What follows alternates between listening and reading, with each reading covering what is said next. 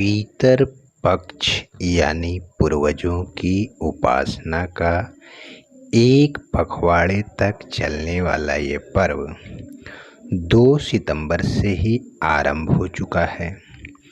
विभिन्न तिथियों पर लोग अपने पितरों का श्राद्ध करते हैं और पिंडदान करते हैं।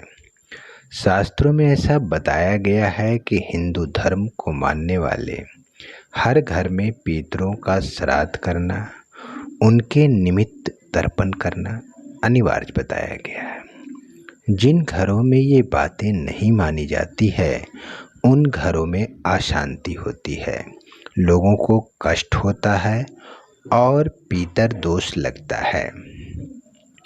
अभी चूंकि पितृपक्ष चल रहा है और यह समय बहुत शुभ माना जाता है, क्योंकि इस काल में पूर्वज अपने परिजनों के यहाँ आते हैं और उनको आशीर्वाद देते हैं।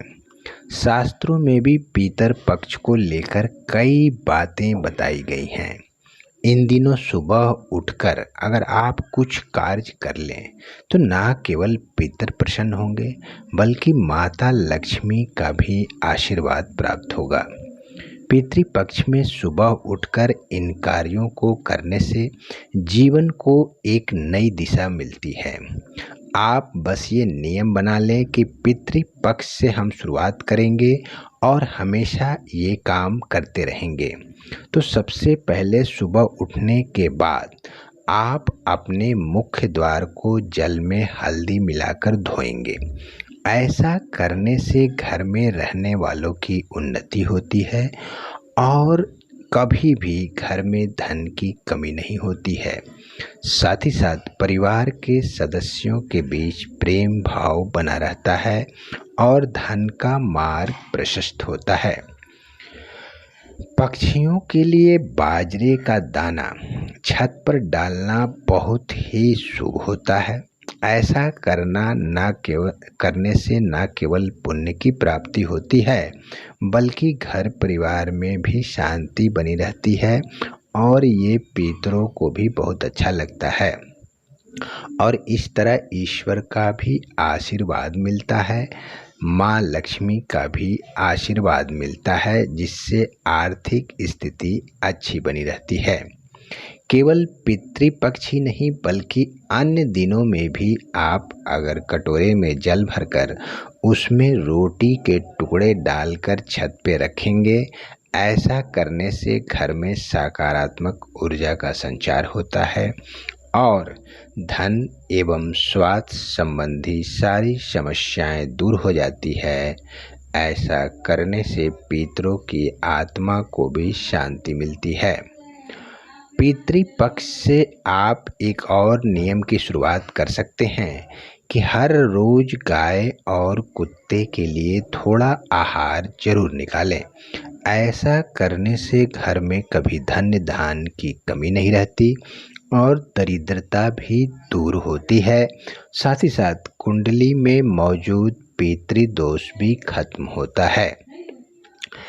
अब इसके बाद हम हर रोज सूर्य देव को जल देना बहुत ही शुभ माना गया है, क्योंकि सूर्य देव को जल देने के बाद दक्षिण दिशा की ओर मुंह करके पितरों का ध्यान करते हुए जल गिरा देना चाहिए। ऐसा करने से आत्मा को शांति मिलती है तथा उनका आशीर्वाद भी प्राप्त होता है। मान्यता है कि पितृपक्ष में पीपल की पूजा जरूर करनी चाहिए। इसमें श्री हरि का निवास होता है। इसके अलावा इसे वृक्ष के रूप में पितृदेव माना गया है। पितृपक्ष में बरगद के वृक्ष की भी पूजा करनी चाहिए। इसमें साक्षात शिव जी निवास करते हैं। पितृपक्ष में रोज तर्पण करना चाहिए। तर्पण करने के लिए आपको दूध, पानी, जौ, चावल और गंगा जल की जरूरत पड़ती है। इस दौरान पिंड दान करना चाहिए। श्राद्ध कर्म में पके हुए चावल, दूध और तिल को मिलाकर पिंड बनाए जाते हैं। पिंड को शरीर का प्रतीक माना जाता है। इस दौरान किसी प्रकार के भी शुभ कार्य, विशेष पूजा पाठ और अनुष्ठान नहीं किए जाते हैं।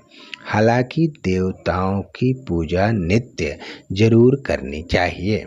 श्राद्ध के दौरान पान खाने, तेल लगाने और संभोग जैसी क्रिया की मनाही होती है। इन दिनों में रंगीन फूलों का इस्तेमाल करना भी वर्जित होता है। पितृपक्ष में चना, मसूर, बैगन, हींग, शलजम, मांस, लहसुन, प्याज और काला नमक भी नहीं खाना चाहिए। इस समय न कोई नए वस्त्र और नए आभूषण नहीं करना चाहिए।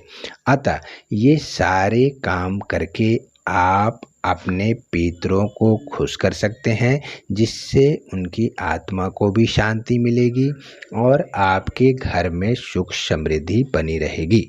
जय श्री कृष्ण।